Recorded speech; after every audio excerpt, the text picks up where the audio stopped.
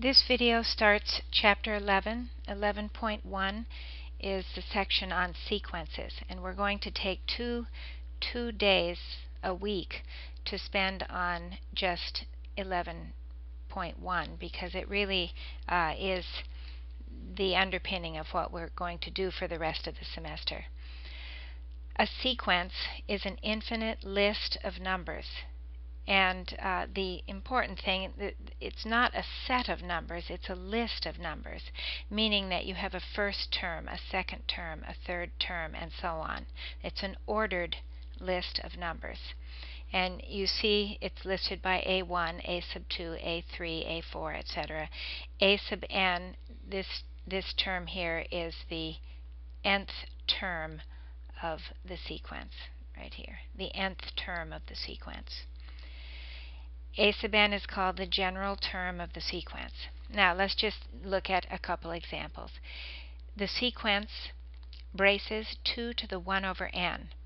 Well, the first term will assume, unless otherwise given, that the first term is when n is 1. So this would be 2 to the 1. The next one would be 2 to the 1/2. And then we see the cube root of 2. And then the fourth root of 2, etc., going on infinitely far. We see that the exponent here, as n goes to infinity, that exponent is going to 0, 1 over n.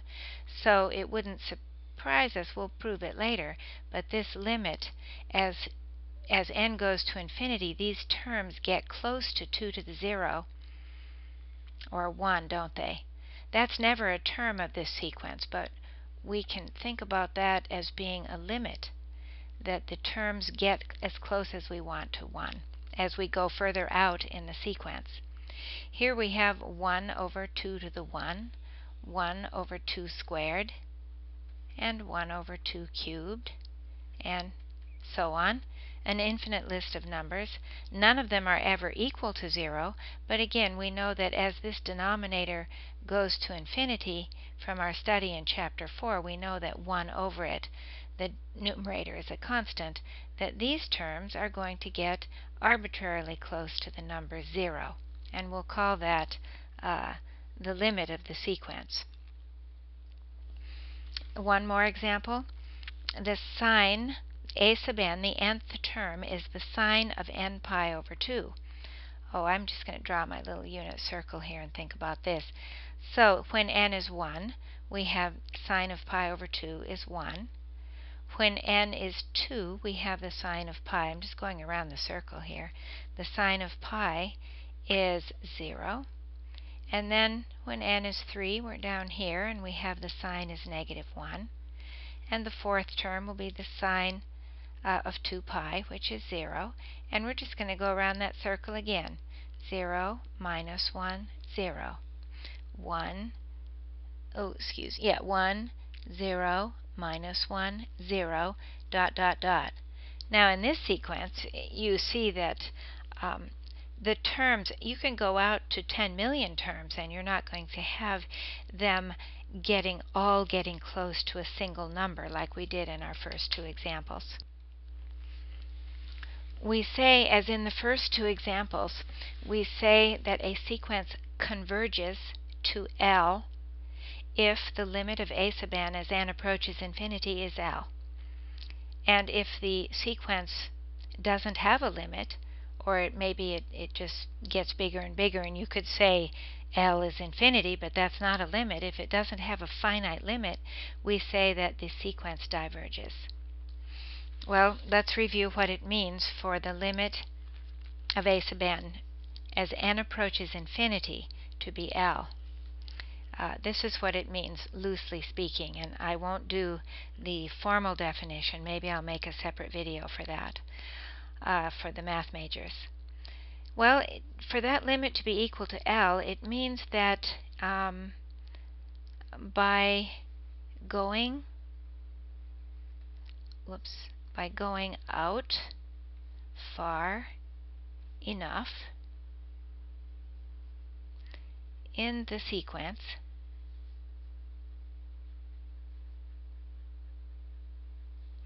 by going out far enough in the sequence, we can make a sub n, or make all a sub n past that point as close as we want to the number L. Let's see if I said that, if that makes sense.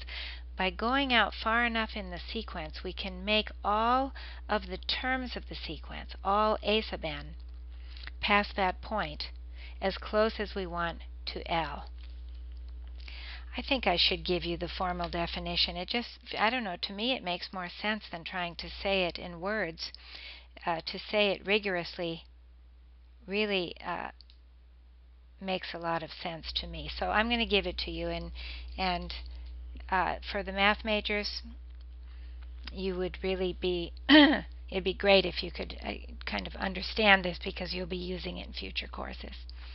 Here's what we mean to say the limit of a sub n is L as n goes to infinity. For any epsilon greater than 0, for any tiny little number epsilon, like maybe 1/1,000,000th or 1/10,000,000th, for any epsilon greater than 0, there is an index, capital N.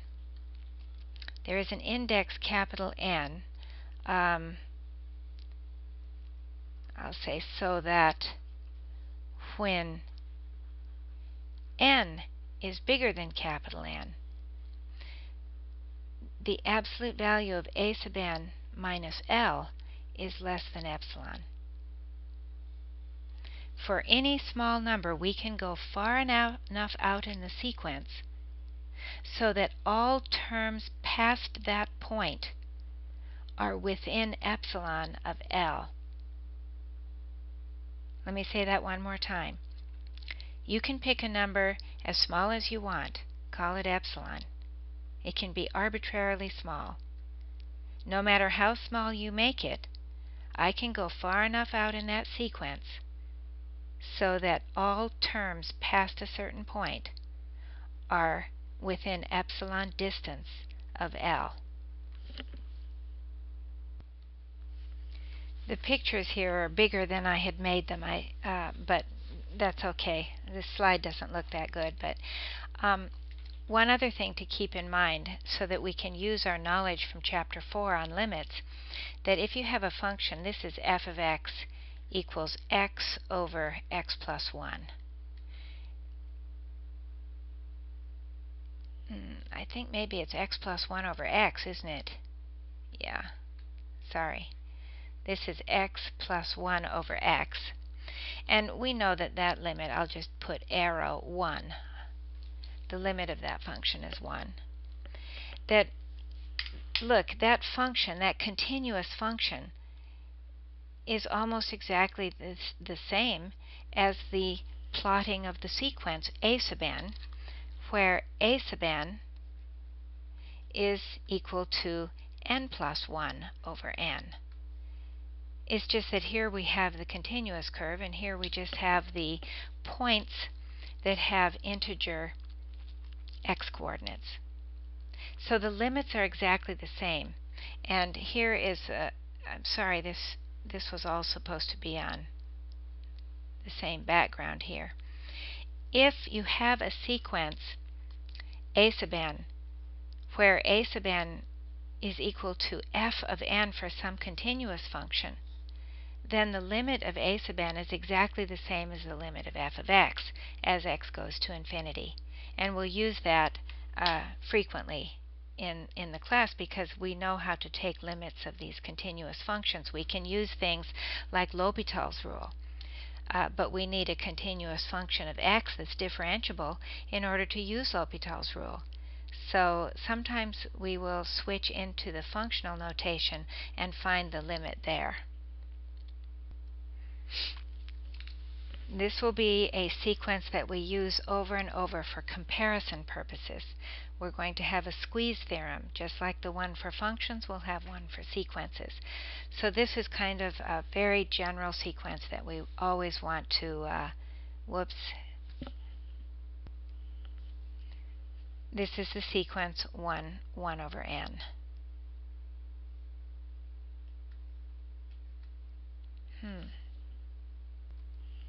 Okay, I fixed it. This is the sequence 1 over n, or we could say braces 1 over n, or we could say a sub n is equal to 1 over n. And we know that its limit is 0. So the general term is 1 over n.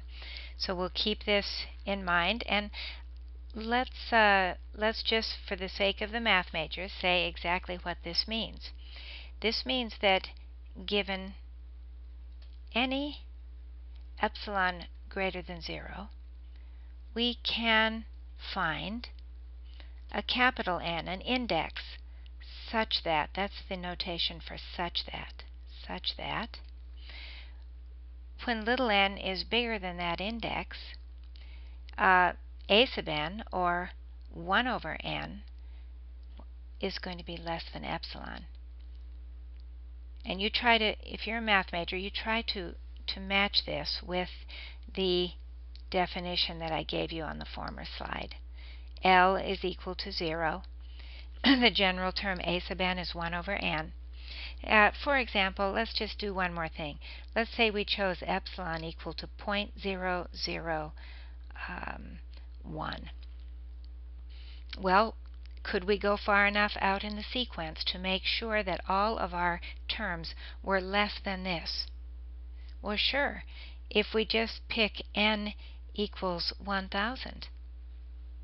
If n is bigger than 1,000, the index, then 1 over n is less than 0.001. So if you want to let epsilon be 1 over 10 billion, I can go far enough out in that sequence so that all the terms past a certain point will be less than 1 over 10 billion. Or no, yeah, 1 over 10 billion.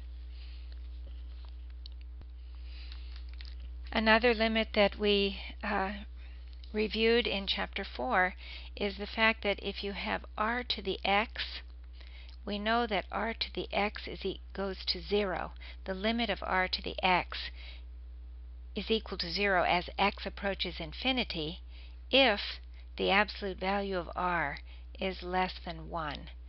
So we'll restate this in terms of sequences, but the limit of r to the x as x goes to infinity goes to 0 if the absolute value of r is less than 1. For example, 1/3 to the n. This sequence would be start with 1/3 and then 1/3 squared and then 1/3 cubed, etc. And we know that its limit is equal to 0 because the base that you're raising to higher and higher exponents, the base is less than 1 in absolute value. Whereas this one, we see that the base, this is r to the n, let's say, that here r is greater than 1, and so this just keeps getting bigger. I could say arrow infinity if I want. But it's going to get there real slow. It's going to grow very, very slowly, but it will always get bigger without bound. So this limit, we say b sub n, the sequence b sub n, diverges. But in this one, the limit of a sub n as n goes to infinity is 0. So to review that limit given in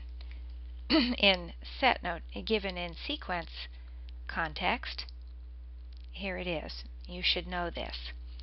The limit of r to the n power, notice r is a constant, and we're raising it to higher and higher and higher exponents. That will have a limit of 0 if the absolute value of r is less than 1. Of course, if r equals 1, the limit is 1. And it diverges if the absolute value of r is greater than 1 or if r is equal to -1.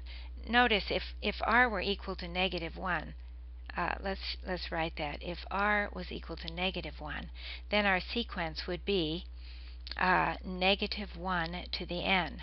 That would be our sequence. And look at the terms. Starting with 1, okay, we'd have negative 1, and every time n was even, we'd have 1. So our sequence would be negative 1, 1, negative 1, 1, forever. And of course, that does not converge. You can't make all of the terms of the sequence close to one particular number by going far enough out in the sequence. It just toggles back and forth between 1 and minus 1. It diverges. So if you remember those two limits and the limit rules that we learned in Chapter 4, you'll really have a lot of knowledge for finding the limits of sequences. Here's one. I didn't mention this. Remember we said that the limit of f of g of x as x approaches a, or I'll put infinity since now we're talking about sequences, is the same as f of the limit as x approaches infinity of g of x, as long as this limit exists and the functions are both continuous. So let's use that here to prove that this limit is 1. First of all, let's write out some terms. A is a fixed number greater than 0. So we have a to the 1, and then we have the square root of a to the 1/2, and then a to the 1/3, etc.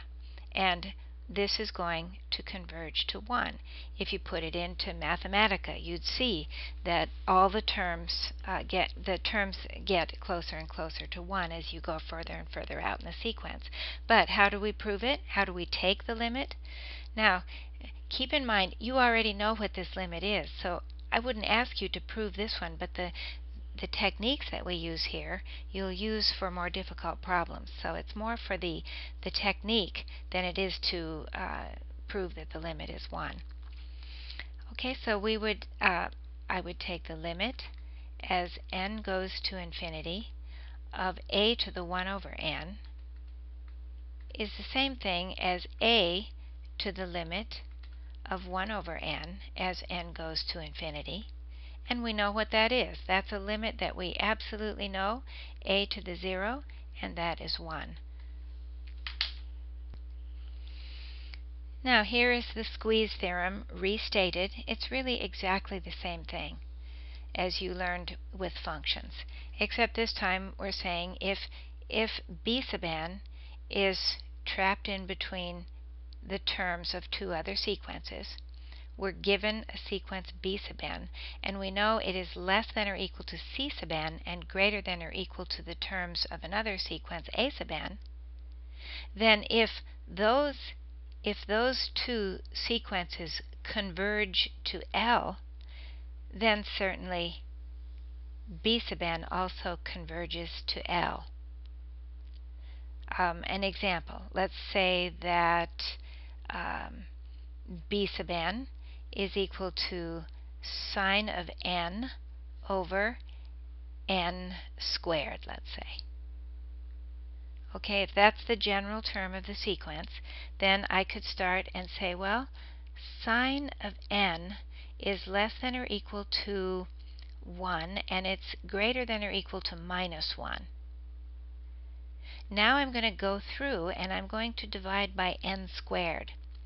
But keep in mind, every time you divide the terms of inequalities by something, you have to check, do you know if it's positive or negative?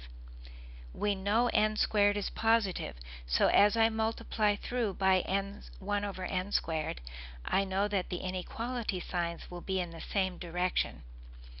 So I have minus 1 over n squared is less than or equal to sine n over n squared is less than or equal to 1 over n squared. And I know that 1 over n squared goes to 0 and that minus 1 over n squared goes to 0. So we can say that the limit of b sub n is equal to 0. So I could conclude here, see if I have any more room. Yeah, so we can conclude and say, therefore, the limit as n approaches infinity of sine n over n squared is equal to 0 by SQT, by the squeeze theorem. Okay, so now we're armed with the squeeze theorem, and we are armed with the fact that 1 over n goes to 0 as n goes to infinity. So this gives us a method of finding other limits by using comparison, or the squeeze theorem. If I can show that the nth term of my sequence is less than 1 over n, but greater than 0, I should have said here a sub n is a positive term sequence. If I can get it trapped between 0 and 1 over n, then the squeeze theorem gives me right away the fact that a sub n has a limit of 0. So what I do is I have to justify somehow. I have to get 0 less than a sub n, or less than or equal to less than 1 over n from some index onward. It doesn't have to be true in the first 10 terms. It doesn't have to be true in the first 100 terms. But from some index onward, if I can show that this is true, so get this to be true from some index onward, and conclude by the squeeze theorem that the limit of a sub n as n approaches infinity is equal to 0. Alright, so here's a technique. If you're given a sequence and you want to find its limit, if you can show, if you think the limit is 0, if you can trap the terms of that sequence underneath 1 over n, you can immediately conclude that the limit is 0. And that's how we would get all of these. You already know that if the top is a constant and the bottom is blowing up, as all of these are all going to infinity, these denominators, you know that the limit will be 0. But you could formally prove it by just trapping them underneath 1 over n.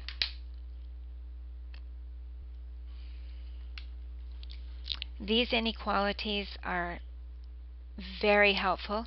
You already know that natural log x doesn't grow as fast as x to some power, which doesn't grow as fast as e to the x.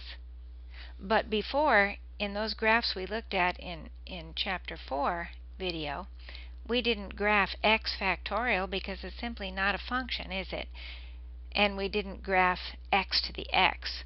So we have two more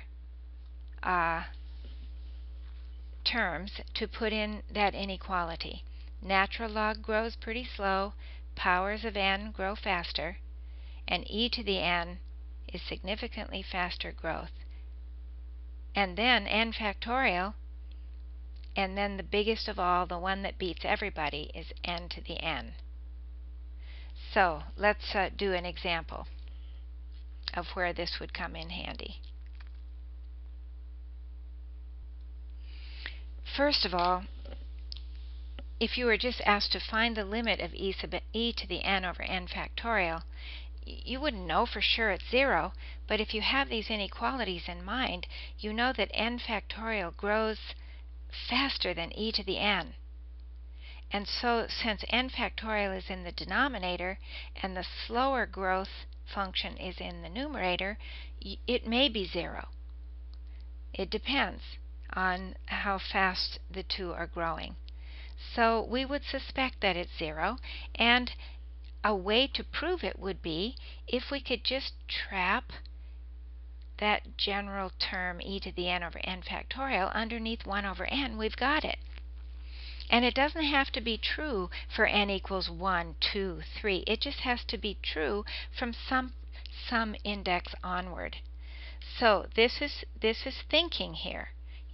You're thinking, I think it's 0. Oh, I could prove it if I could just get that underneath 1 over n from some point onward. So let's see, what would that mean? Now remember, we're just thinking. The red will be for thinking. That would mean that n e to the n would be less than n factorial if you go out far enough. Well, let's think. Let's just take, I don't know, 6. Let's try n equals 6 and just see if this makes sense. We have 6 times e to the 6th power, and we're thinking, is that less than 6 factorial? 6 times 5 times 4 times 3 times 2 times 1. Well, let's see. We could cancel those 6's off. Is e times itself 6 times less than 5 factorial? And you check in your calculator. Check this, and the answer is absolutely. And as n gets bigger, the difference is even greater. So you have to check that out and think through it on yourself, and you see that this is true. So now in yellow, I'll show you how I would write the solution to the problem. I would say, well, oops, it's not yellow. I would say for n greater than 6, or greater than or equal to 6, it might be true for n greater than or equal to 3. It doesn't matter. I checked 6, and I know it's true for bigger n's. So for n greater than or equal to 6, it is true that n times e to the n is less than n factorial. And now I'm thinking, remember I'm still thinking, I want to write this. So let's see, I need n factorial in the denominator. So I'm going to divide both sides by n factorial. So this implies n e to the n, I do one thing at a time, over n factorial is less than 1. Well, now I'm looking back here. Oh, I need 1 over n. Okay, so now I'm going to divide both sides by n. I get e to the n over n factorial is less than 1 over n. Oh boy, now this is all I needed. From n equals 6 onward, this is always true. And we know the limit of 1 over n is equal to 0. So let me give myself a little more room. You hardly have to mention it, but it's important. This is greater than 0. And so then I would say, and the limit of 1 over n as n goes to infinity is equal to 0, period. Thus, e to the n over n factorial does go to 0 by sqt. One thing I want to mention up here, every time I divided both sides of the inequality by something, it was clearly positive. And you have to think every single time you divide both sides of an inequality by something, you must know that if you're going to keep the inequality signs in the same direction, what you divide by has to be positive. Okay, this is the last example, and this is just using a whole bunch of stuff from that you learned in high school in order to take this limit. Let me say that whenever you have your variable in the base and in the exponent, you're in trouble. So you must find a way to get the exponent down. And logarithms are the way that we do that. The natural log of a to the m is equal to m natural log a. So we'll be using that. Alright, so and one other thing. We could always take a number a and write it, for some strange reason, as e to the natural log a, couldn't we? Because natural log and exponential are inverse functions. Well, sometimes you make something look far more complicated, and I'm going to make something look far more complicated so that I can introduce the logarithm into the expression and get my exponent down. So watch how this works. It's really neat. I'll do it in white. So I am going to write this limit. Now right now we don't know that right now. Okay, we're going to get there. So I take this limit and I say that I see the exponent both in the base and in the exponent. I see n there. So I want to rewrite this as the limit as n approaches infinity of e to the natural log n to the 1 over n. And that will be the limit as n approaches infinity of e to the 1 over n natural log n using this property of logs. Well, okay, so that's the same thing as e to the limit as n approaches infinity of 1 over n natural log n. In other words, I can just go up here and find what the limit of this is, and then e to that power will be the limit of the expression we were looking for. Alright, so our problem boils down to finding this limit here. So let's go over here and find that limit. That's the natural log of n over n. Now that's going to go to exactly the same limit as natural log x over x, which by L'Hopital's rule, LR, goes to the quotient of the derivatives. Notice the top goes to infinity, the bottom is infinite. So the quotient of their derivatives, 1 over x over 1, and 1 over x goes to 0. So this is e to the 0, or 1. And we proved that the limit that we wanted. And look up here. Here's the graph of it I put in for you. If you take y equals 1, that's the horizontal asymptote for that function.